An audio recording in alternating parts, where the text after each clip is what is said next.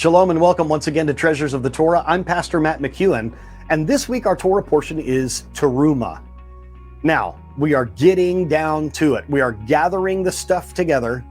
We are making donations. We are going to build the tabernacle. God's presence is going to dwell on earth with his people. This starts a fascinating narrative in the wilderness. Now, last year in going through the Torah with you, I explained about, and this is not where I'm going today, this is just a little bonus, just a bit of fun that we can have with the Torah here.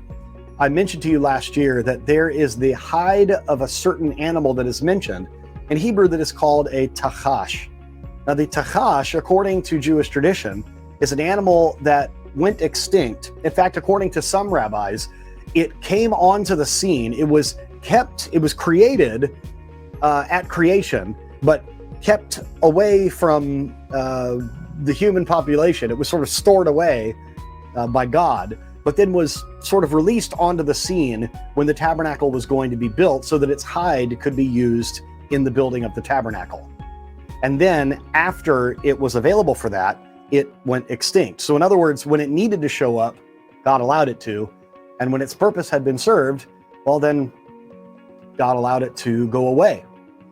The reason I'm having such fun with this is the tachash is said to have a multicolored hide, and in some commentaries it says that it had one horn. A unicorn, perhaps? Could be. Some rabbis believe that that is the case. This is where unicorn legend comes from. Could be. It's an interesting thought. As we look at Terumah this week, and they're gathering these things, let me read to you what it says here in verse 8 at the beginning of the Torah portion. They shall make for me a sanctuary from those materials. When they do, they must specifically intend thereby to infuse holiness into these materials. The purpose of the sanctuary is so that I may dwell in their midst. Now, as I've told you in previous weeks, I'm doing a series here where I'm reading through the Kehot Chumash, where the commentary is in line, it's sort of interlinear within the Torah. And so we get this sort of expanded view with the commentary built in. So it's fascinating. Did you catch what it said there?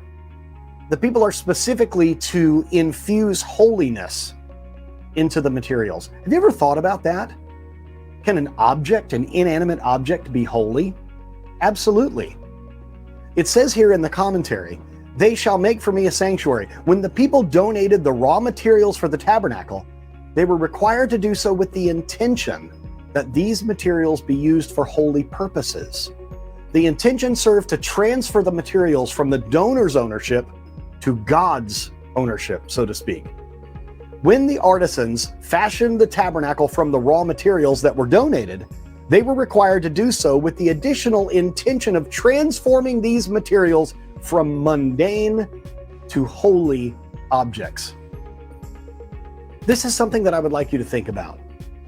Whether you are a person that works with tools, whether you're a person that cooks for a living, whether you're a person that works with your hands and does something artistic, the things that we work with can be used for the glory of the one that we work for.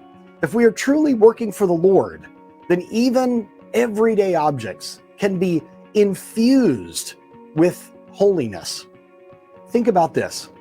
I am a musician, but when I take my musical instruments and I say, Lord, I am giving these to you, they are no longer mine, but they are yours.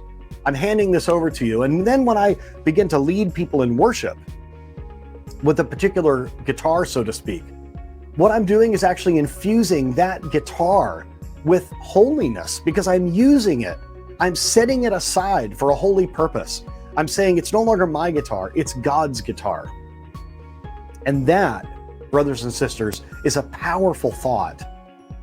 If you help someone on the side of the road that is broken down with your tools, wrenches and sockets and a jack, a tire iron, if you are helping someone, if you're doing that with God's intention, if you're doing that out of God's love as a mitzvah, a wrench can be used for a holy purpose. That's exactly what happened with the tabernacle. The tabernacle is a a portable tent, but it was a holy place because it was imbued or infused with that kedusha, with that holiness, as God allowed the artisans to do that. It is set aside for God's special work. What do you have in your life that you can infuse holiness into? What is there in your life, a tool that you might use that could be used for a mundane or common purpose? But when you do it for someone else, you might have a pot in your kitchen, but when you make soup in that pot and take it to a sick person, you are now using that pot for a holy purpose. Let us begin to look at our lives in this way, that everything we touch, everything that we use, can be used for God and therefore be given a holy purpose, a holiness about it. Thank you for joining me this week. I pray that this has been a blessing to you. Shalom to you and your family.